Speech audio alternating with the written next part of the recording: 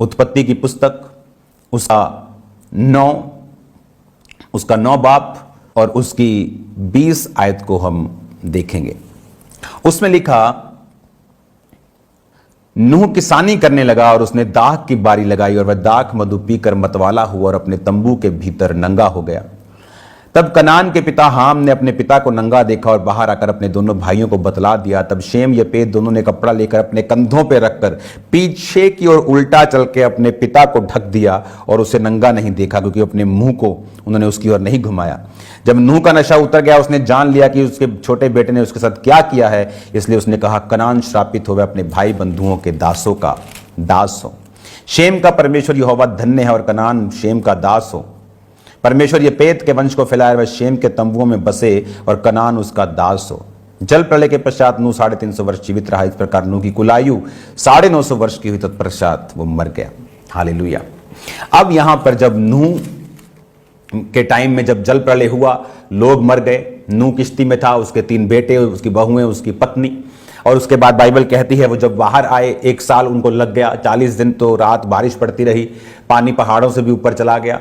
फिर धीरे धीरे 6वें महीने में के बाद फिर वो नीचे आने लगा, फिर वो सूखने लगा, फिर वो थोड़ा सूखा, फिर वो पूरा सूखा। तकरीबन 1 साल के बाद, उन 11-12 महीनों के बाद वो जब बाहर आया, तो बाहर आने के बाद जब धरती सूख गई, परमेश्वर ने नूह को कहा, अब दोबारा से ऐसी जल प्रलय धरती पर कभी फिर नहीं आएगी। और नूह अपने जीवन को व्यतीत करने लगा। उसके 3 बेटे थे। नूह किसानी करने लगा, उसने दाख की बारी लगाई, दाख मधु पीकर, शराब पीकर मतवाला हुआ। इस दुनिया में सब कुछ ठीक हो चुका था, परमेश्वर ने वो सब लोगों को खत्म कर दिया। लेकिन जो लोग बोलते हैं कि शराब पीना पाप नहीं है, ये उनके लिए लेसन है। इस दुनिया में आदम के बाद जब सारी दुनिया खत्म हुई और धर्मी रह गए 8 लोग, नूह, उसकी वाइफ, उसके 3 बेटे, 3 बहुएं। उन 8 लोग जो धर्मी थे, फिर पाप कैसे स्टार्ट हुआ? फिर ये सब गिरावट क्यों हुई? शराब के कारण। नूह ने शराब पी और नंगा सो गया। और जब उसका छोटा बेटा आया और उसको नंगा अपनी आंखों से देखा, बाइबल यीशु मसीह ने कहा, अगर तेरी आंख निर्मल है, तेरा शरीर निर्मल है। अगर तेरी आंख निर्मल नहीं तो तेरा शरीर अंधेरे में है, और वो अंधकार कैसा बड़ा होगा। और बाइबल कहती, जब उसके दोनों बड़े बेटों को मालूम हुआ तो वो पीछे मुड़ के गए, इस तरह से कपड़ा उस पर ढका और वापिस आ गए, पिता को नंगा नहीं देखा। जब उठा नूह तो उसने कहा, कनान, यानी जिस बेटे ने उसको नंगा देखा था, उसका बेटे को बोला, कनान श्रापित हो और वह अपने भाई बंधुओं के दासों का दास हो। आप जानते हैं मिस्र कहां से आया? मिस्र देश कहां से आया? अगर हम कहते हैं कि मिस्री जो थे वो परमेश्वर को नहीं मानते थे, वो बाल को मानते थे और भी देवताओं को मानते थे, कहां से आए वो? अगर सिर्फ नूह रह गया, नूह की पत्नी रह गई, 3 बच्चे रह गए, तो धर्मी रह गए ना, तो वो कहां से आए? मैं आपको बताता हूं वो कहां से आए। आप जब भी शरीर के अनुसार चलेंगे, बाइबल कहती है जब जब तू शरीर के अनुसार चलेगा तू मरेगा, और जब जब तू आत्मा के अनुसार चलेगा तू जिएगा। शरीर के अनुसार चलेगा तो मरेगा, आत्मा के अनुसार चलेगा तो जिएगा। अब यहां पर जब परमेश्वर ने अब्राहम को बोला था कि मैं तुझे कनान देश दूंगा, परमेश्वर ने इस्राएल को बोला मैं तुम्हें हित्ती, अमोरी, यबूसी लोगों का देश दूंगा। कहां से आए वो? क्यों परमेश्वर किसी का देश किसी को देगा? क्यों परमेश्वर हम सब परमेश्वर के बच्चे हैं, सब एक ही बाप की संतान है, तो क्यों एक संतान की आशीष छीन के खुदा कहेगा मैं दूसरे को दूंगा? ऐसा क्यों कनान देश परमेश्वर इस्राएलियों को देना चाहता था? ये वही कनान है जो श्रापित था परमेश्वर से। और क्यों? क्योंकि उसके बाप ने कुछ ऐसा किया जो करना उचित नहीं था, जिसकी आंखें कंट्रोल में नहीं। बहुत लोग बोलते हैं व्यभिचार के अटैक होते हैं। जिस दिन आप गंदा देखना छोड़ देंगे, आप लड़कियों को देखना छोड़ देंगे, आप कुछ गलत मोबाइल पर देखना छोड़ देंगे, कुछ सामने भी आए तो इग्नोर करेंगे, स्क्रॉल कर देंगे, आप पे व्यभिचार के अटैक होने बंद हो जाएंगे। आप देखना बंद कर देंगे, अटैक बंद हो जाएंगे। उसने देखा और वो परमेश्वर के सामने श्रापित ठहरा। और अगर आप इनके जातियों की सूचियों को पढ़ेंगे, जैसे उत्पत्ति 10 बाब की 2 से लेकर 5 तक यपेत के पुत्र हैं जो आशीषित, 6 से लेकर 10 तक और 20 तक हाम के, वही हाम जिसने नंगा देखा। हाम के पुत्र 6 आयत में 10 की 6 में लिखा, कूश, मिस्र, फूत, कनान। हालेलुया। कौन? मिस्र, कूश। 15 में कनान के वंश में उसका जेठा सिदोन, तभी हित, यबूसी, एमोरी, ये वही हैं जो परमेश्वर बोलता था कि मैं इनके देश तुमको दूंगा। 20 आयत में लिखा, हाम के वंश के यही हुए और भिन्न भिन्न कुलों, भाषाओं, देशों और जातियों के अनुसार अलग अलग हो गए। इसमें मिस्र भी है, कनान भी है, यबूसी भी है, अमोरी भी है, हित्ती, हाँ सारे हैं ये, हिव्वी, अर्की, सीनी, अवर्दी, समारी, हमाती, ये सब लोग थे जो परमेश्वर कहता था अब्राहम मैं तुझे दूंगा। और लोग सोचते कि परमेश्वर, कभी लोगों ने सोचा ही नहीं कि क्यों परमेश्वर बोलेगा कि मैं ये देश, इस देश को दूंगा। क्योंकि बाइबल कहती परमेश्वर शारीरिक कामों से नफरत करता है, वो पाप से नफरत करता है। हाम का पाप उसके वंश को लगा। परमेश्वर ने कहा अगर तुम मेरी आज्ञाओं पे चलोगे तो मैं हजारों पीढ़ियों तक करुणा करूंगा, अगर तुम मेरी आज्ञाओं पे नहीं चलोगे तो 7 पीढ़ियां मैं तुम्हारी श्रापित कर दूंगा। आपको यह ध्यान में रखना है। परमेश्वर ने आपको आशीषित होने के लिए बुलाया। उसने कहा तू आत्मा के अनुसार चलेगा तो जिएगा, अगर तू शरीर के अनुसार चलेगा तो मरेगा। अगर आप आत्मा के अनुसार चलेंगे, जो दूसरे 2 बेटे आत्मा के अनुसार चले, शरीर को आदत है गंदा देखने की, उसको आदत है कुछ ना कुछ उल जलूल अफलातून करने की। आत्मा को आदत नहीं। आत्मा वो डिसिप्लिन में रहना चाहती, शरीर डिसिप्लिन से बाहर आना चाहता है। शैतान ने हवा को डिसिप्लिन से बाहर आने के लिए प्रेरित किया और वो आई और सारे श्राप अपने ऊपर ले आई।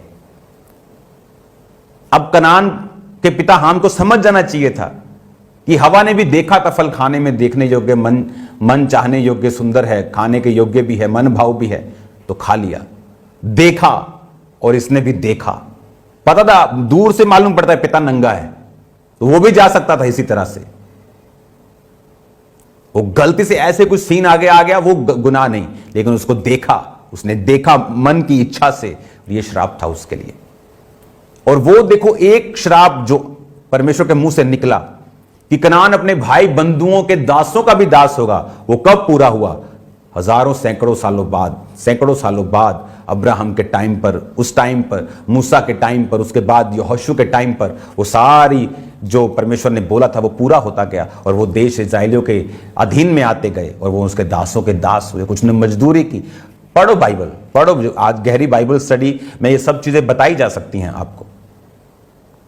हालेलुया। परमेश्वर नहीं चाहता था। उन्हें नियम में क्या कहता है? शरीर के अनुसार चलोगे तुम मरोगे, तुम कम होगे। मैंने आपको पिछले एपिसोड में बताया क्यों परमेश्वर ने उम्र को कम किया। इसीलिए 120 कर दिया 950 से, क्योंकि वो शारीरिक कामों में फंस गए, आत्मा के अनुसार चलना छोड़ दिया और परमेश्वर ने उनको कम किया। कितनी चीजें हैं जो परमेश्वर लोगों की कम करता है, उनको मालूम भी नहीं। तब कोई अनाउंसमेंट नहीं हुई धरती के ऊपर कि 120 कर दी गई तुम्हारी उम्र, लेकिन धीरे धीरे वो चीजें होती गई। आज बहुत सी चीजें लोगों के साथ हो रही। लोगों को लगता है कि ये नेचर है, लोगों को लगता है ये इत्तेफाक है, लोगों को लगता है ये लाइफ। उन्होंने लाइफ को संघर्ष का नाम दे दिया है। अब अपने बच्चों को संघर्ष करने के लिए पैदा नहीं करते हैं। आप नहीं बोलते चल पत्नी को कि चल आप 2-4 बच्चे पैदा करते संघर्ष करने के लिए, फिर ये उठे और संघर्ष करे सारी उम्र। आप नहीं करते। एक बाप नहीं चाहता, मां नहीं चाहती, एक संसारिक मां और बाप नहीं चाहते, तो क्या परमेश्वर चाहता है हम संघर्ष करें? उसने आपको 0 संघर्ष करने के लिए बुलाया है। मैं आपको बता सकता हूं 0। परीक्षाओं में भी कहता है आनंदित रहो, वो भी संघर्ष नहीं है, क्योंकि उसमें परमेश्वर आपको बना रहा है, आपको बिल्ड कर रहा है। जो आपकी तरक्की परीक्षा के दिनों में होगी वो कभी भी दूसरे दिनों में नहीं होगी। वो आपको तो ब्लेस कर रहा है उन दिनों में। और यहां पर ये मिस्र, ये फूत, ये कनान, ये सारे यबूसी, एमोरी, मिर्गशी, हिव्वी, अर्की, सीनी, ये सब हाम के बेटे थे, कनान के वंशज में पैदा हुए। जैसे परमेश्वर ने कहा था मैं तुमको इनके तेरे भाई बंधुओं के दासों का दास बनाऊंगा। क्यों? क्योंकि तुम शरीर के अनुसार चले। बाइबल कहती एक पाप, एक गुनाह आदम का पूरी पृथ्वी के गिरने का कारण हुआ। एक आज्ञाकारिता जीसस क्राइस्ट की, यीशु मसीह की, पूरे मानव जाति के कल्याण का कारण बनी। आज जो आदम और हवा से जन्मे हैं आज भी कर्स के नीचे हैं, और जो जीसस क्राइस्ट से जन्मे हैं, जो रूह और आत्मा से, पानी से जन्मे हैं, जो जल और आत्मा से जन्मे हैं, वो जीसस की संतान है। कर्स उनकी लाइफ का हिस्सा नहीं, श्राप उनकी लाइफ का हिस्सा नहीं। वो भला और बुरा खत्म हो गया, अब भला और भला रह गया। सब बातें मिलकर भलाई को पैदा करती। परमेश्वर ने नहीं कहा कुछ बातें भलाई को पैदा और कुछ बुराई को पैदा करती हैं, पर चिंता मत करना मैं तुम्हारे साथ। उसने ये नहीं कहा, उसने कहा सब बातें मिलकर भलाई को पैदा करती। कौन? जो मसीह यीशु से प्रेम करते हैं, अर्थात वो जो उसकी इच्छा के अनुसार बुलाए गए हैं। हालेलुया। तो आपको ये बातें समझनी है। अब जब बाइबल स्टडी स्टार्ट हुई है, आपको पूरी बाइबल की स्टडी होगी, आप समझेंगे क्या हुआ, कैसे हुआ। आप बाइबल को पढ़ेंगे, साथ साथ आपको पढ़ना नहीं आता, आप सुनेंगे, सुनने के साथ साथ ट्यूशन रखेंगे पढ़ने की, कि 1 महीने के अंदर आपको बाइबल अपनी पढ़नी आ जानी चाहिए। हालेलुया। कॉपी पेन साथ रखा करेंगे, नोटिस किया करेंगे, कोर्स को नोट करेंगे, बाइबल की टीचिंग को नोट करेंगे। आमीन। और इसका कनान को परमेश्वर को इस्राएलियों को देने का कारण यह था। इसलिए परमेश्वर ने पहले सब जातियों को खत्म किया जल प्रलय देकर। 40 दिन और रात बाइबल कहती है आसमान के झरोखे खुल गए, समुद्र के सोते फूट निकले, इतना पानी बरसा, सब लोग मर गए, सब मनुष्य मर गए, सब जीव जंतु मर गए, सब रेंगने वाले मर गए। जो मछलियां थी वो बची रहीं, जो नूह के साथ किश्ती के ऊपर थे वो बचे रहे। आज भी अमेरिका में वैसी सेम किश्ती अंग्रेजों ने बनाई, आप उसे देखो कैसा जबरदस्त उन्होंने काम किया। अब मैं जब अमेरिका जाऊंगा तो मैं जरूर उसे देखने का प्लान कर रहा हूं। तो आपको मालूम होता है कि परमेश्वर किस तरह का परमेश्वर है। उसने किस रीति से इंसान को ब्लेस करने के लिए 950 साल की उम्र दी, किस तरह की उसके गुनाहों ने उसको 120 कर दिया, किस तरह से परमेश्वर ने नूह को सारी पृथ्वी दी, और किस तरह से सब एक ही ग्रेस के नीचे थे। अब 2 भाई अब चले गए, एक डाउन चला गया, क्योंकि एक शरीर के अनुसार चला और दूसरे 2 आत्मा के अनुसार चले। बाइबल में लिखा तुम शरीर के अनुसार चलोगे तो मरोगे। इसलिए परमेश्वर ने कहा तुम शरीर की इच्छाओं को पूरा करने का प्रयत्न कभी मत करो। अपने शरीर को धर्म के हथियार होने के लिए सौंप दो। शरीर की लालसाओं को पूरा करने का प्रयत्न मत करो, क्योंकि उससे तुम कम होगे, उससे तुम कर्ज के नीचे आओगे। तुम आत्मा के अनुसार चलोगे। परमेश्वर कहता है मैं तुम्हें बढ़ाऊंगा। इतना तुम सोच भी नहीं सकते, इतना कि तुम इमेजिन भी नहीं कर सकते। अपने हाथों को उठाओ, बंद करो। खुदा बाप तेरा आत्मा इनको छुए, ब्लेस करे। जितना वचन सुना 100 गुना फलों को लेके आए। लोग चंगे हों, आजाद हों, बीमारियों से मुक्त हों। खुदा बाप जितने आज शाम की प्रार्थना पहाड़ की प्रार्थनाओं से जुड़े, बंधन टूट जाए, शैतान शर्मिंदा हो, बड़े बड़े कार्य हो, यीशु मसीह के नाम में मैं इनको ब्लेस्ड घोषित करता हूं। तेरा आत्मा इनकी जिंदगी में जीव और चमकीर बड़े के साथ कार्य करे। प्रभु यीशु मसीह के सामर्थी नाम में हम मांगते हैं। आमीन, आमीन।